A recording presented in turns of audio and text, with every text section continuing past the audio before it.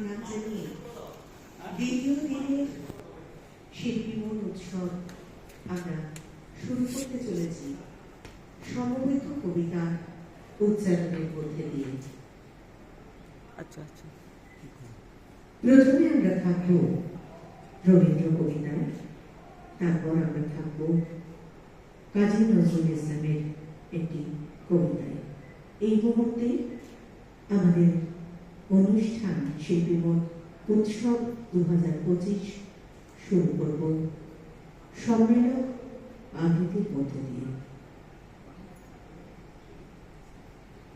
শুধু কবিতার জন্য এত রক্তপাত, মেঘে গাঙ্গেয় প্রপাত। শুধু কবিতার জন্য আমি অমরত্ব তাচ্ছিল্য করেছি। এ উচ্চারণ কবি সুনীল গঙ্গোপাধ্যায়। আজ তার জন্মদিন, তাকে স্মরণ করে শুরু করছে আমাদের অনুষ্ঠান।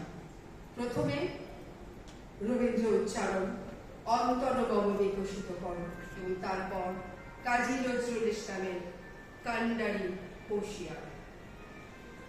অন্তরগম বিকশিত কর, অন্তর তরলে নির্মল কর, উজ্জ্বল কর, সুন্দর কর রে। জাগ্রত কর, উদ্যত কর, নির্ভয় কর রে। মঙ্গল কর, নিরলস নিঃসংশয় কর রে। অন্তর মম বিকশিত কর, অন্তর তরলে যুক্ত কর রে সবার সঙ্গে, মুক্ত কর রে বন্ধ।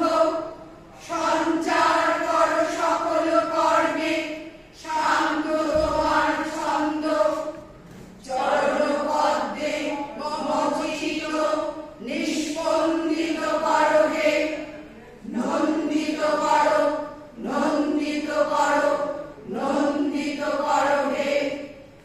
অন্তর মম বিকশিত কর, অন্তর তর হে।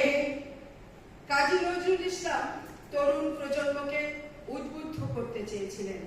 তাদের মধ্যে দেশাত্মবোধ জাগ্রত করার জন্যই রচনা করেছিলেন এই কবিতা। দুর্গম বিকান্তার মনোদস্তা